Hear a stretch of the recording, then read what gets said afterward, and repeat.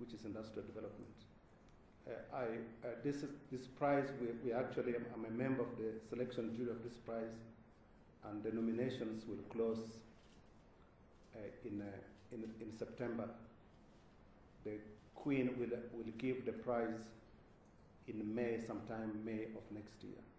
And so if you know of any engineer who has done work that you consider to have made significant contributions to human welfare, this is an opportunity to nominate those engineers. That's the selection jury, which includes the president of Stanford University, the founder of Infosys in India, and a number of really people who have made a significant contribution to engineering in society, include Chuck Vest, the former president of MIT, who is currently the president of the United States Academy of Engineering. This is the panel of 15 people that will be making the decisions. But a large part of it is really to inspire the rest of the world to think about the role of engineering in development. And I'm going to talk just shortly about genetic engineering, because genetic engineering is a subset of engineering. So it falls in the category of the engineering sciences. One important message that really is very inspirational is this idea of technological abundance. That historically we used to think that knowledge accumulated in a linear way, like 1, 2, 3, 4, 5. And so people had to wait for a very long time before they could get a product from the lab to the marketplace. We're now starting to appreciate the fact that, in fact, knowledge grows exponentially. 2, 4, 8, 16, 32 onwards. And when you start to get in those bigger numbers, you see a takeoff. And it's that same mathematical logic that explains why countries grow very slowly if they're investing in knowledge, and then suddenly they take off, because this exponential growth in knowledge, in that every generation inherits a much larger pool of knowledge than the previous generation inherited from its predecessors. Putting it another way, today, technical knowledge doubles worldwide every 12 months.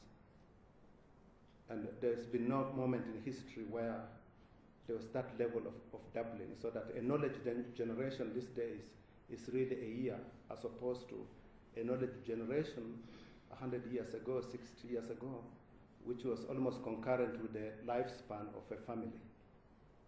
So if you are Mr. Smith, you inherited that job from your father and called yourself Smith. So you had a kind of a doubling, which was concurrent with the human generation. Now we're dealing with a completely different phenomenon, which is this really substantially large growth rates, because we passed that knee level and the knowledge is now growing exponentially. What this means is that the front runners can move really fast because it's growing that fast. But it also means that latecomers can move equally fast because they don't have to invest in reproducing what has been produced by others, in that they can harvest what exists. And if I go back to my cartoon, you had the Industrial Revolution in England. Then you had Central Europe. Central Europe basically inherited the knowledge accumulated by England, but generated its own. So it was able to grow faster than England grew. Then came Japan, which grew much faster than Central Europe because it inherited the knowledge that Central Europe had accumulated, including what the UK had accumulated, in addition to their own knowledge that they generated. And I will skip and get to China. China is growing that fast because it inherited everybody else's knowledge and generated its own.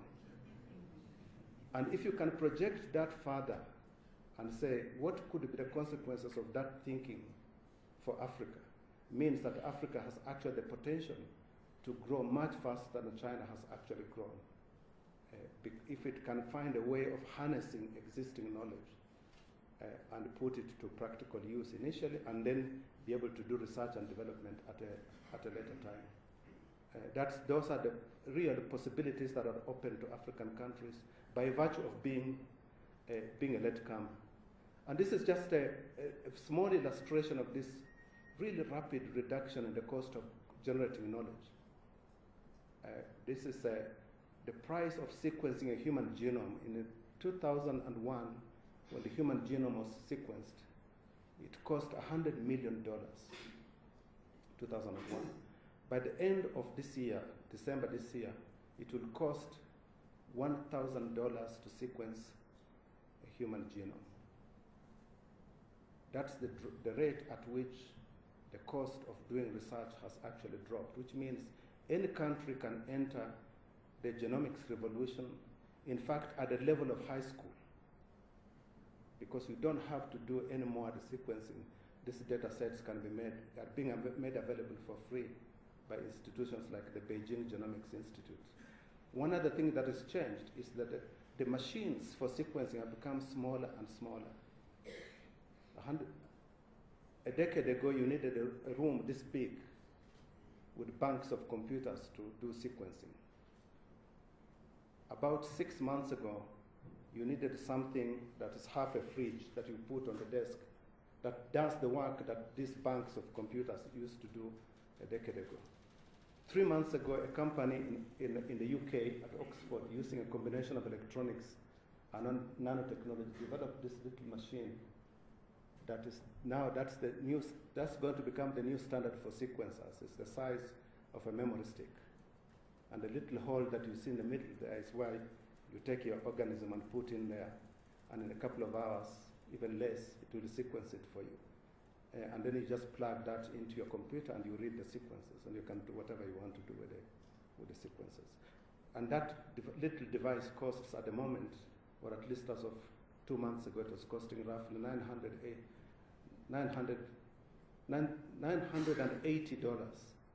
It's less than $1,000 to buy that little sequencer, which means any of you can now get into sequencing. You don't actually have to have the know-how in molecular biology, because you just drop in the organism, and after a while you plug it into your computer, and then you need somebody who understands how to read the sequences. And this is, again, I'm giving you this example because it shows you the possibility of Africans becoming players at very low costs of entry. That it's not having $100 million setting up a lab anymore. The cost of setting up labs have become much larger. We have shortening of life of time frames from research to commercialization. And then we now have these new facilities, which is essentially the high-speed internet that enables us to connect and collaborate with the players in other countries. This is what the world looked like in 2009, in June 2009. And you can see a large part of the eastern coast of Africa with no high-speed connection because the undersea cables hadn't arrived. That's what Africa looks like today. These investments have been made in the last 3 years alone. All those cables, the total cost for that investment is roughly $5 billion of investment. There's been, just on the eastern and southern African coast alone, somewhere in the neighborhood of $8 billion of fiber optic connectivity into the interior of the continent.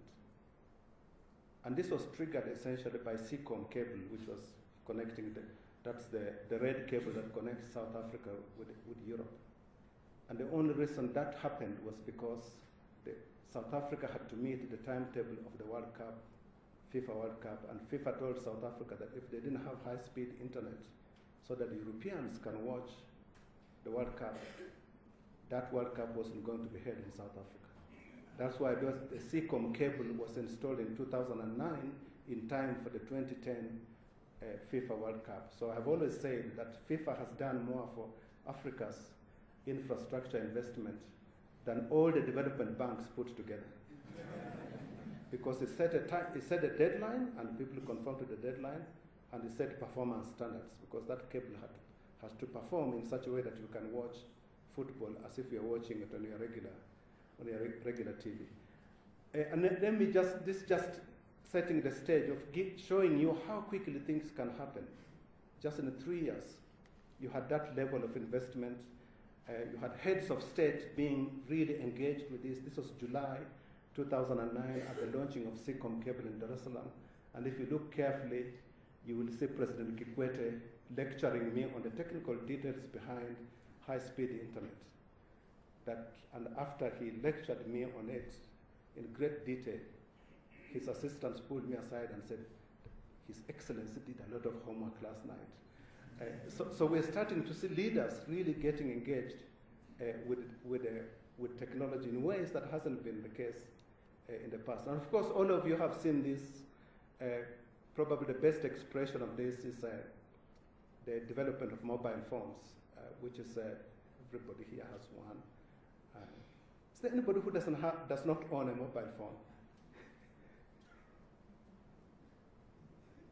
Actually, 2 years ago, I asked the same question, and one person, a very good close friend of mine who works with the Mennonite Central Committee, had worked with the MCC, raised his hand and said, I actually don't own one, but I found out his wife owned one. so it was a dream not long ago for many people, and it's called a mobile phone because, not because we carry it around. Most people think it's because we carry it around. It's actually called a mobile phone because in 1956, when the Swedish company Ericsson developed the first phone you could actually communicate through without being physically attached.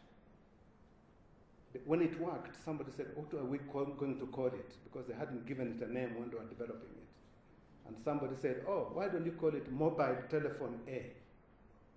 That's 1956. But it weighed 42 kilos. It was really not easy to tweet or send an SMS using it. So people had to buy, it was more expensive than cars. So you bought a car so you could carry the telephone. You had a section of the car for the telephone, for the antenna, and for the battery, and all the connections.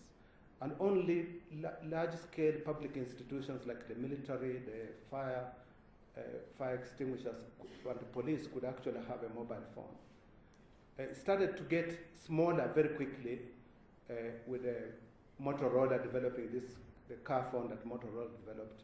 But it took one person in Motorola called Marty Cooper who reasoned that this growth rate, which is a reduction in weight and an increase in efficiency, was exponential. And if you continue drawing the curve, you reach a point where this telephone could be available to everybody. And that is the Dynatac, released in 1983.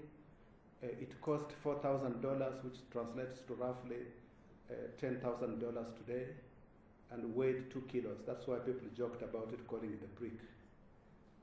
And this is, again, happened over very slowly for a time, and then it just took off technologically, started to get into Africa. That is somebody actually selling telephone services on Lake Victoria in Uganda.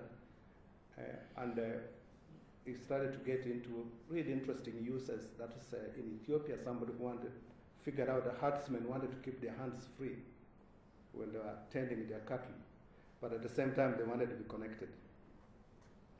And so he started selling rubber bands. That was his business. It's the first business that I have found which is derivative for a mobile phone. They did not invent it, but they found another business that was attached to the phone, which is, I consider that to be the first Bluetooth. The rest of the story I'm not going to go into in terms of M-Pesa, because this was born here. But one thing that I want to emphasize is that nobody could have predicted 10 years ago that Kenya would be the driver of new forms of innovation in the application and use of mobile phones. That this week, IBM sets up its regional laboratory here in Nairobi. This was inconceivable if you talked to IBM even 5 years ago about the prospects of setting up a research facility in Africa. They would not have been able to talk to you. So we have here a field that we didn't invent the mobile phone, but we were smart enough to accommodate it and put it to use. But it has also been a very controversial area, probably not very familiar to you. There are still debates going on whether mobile phones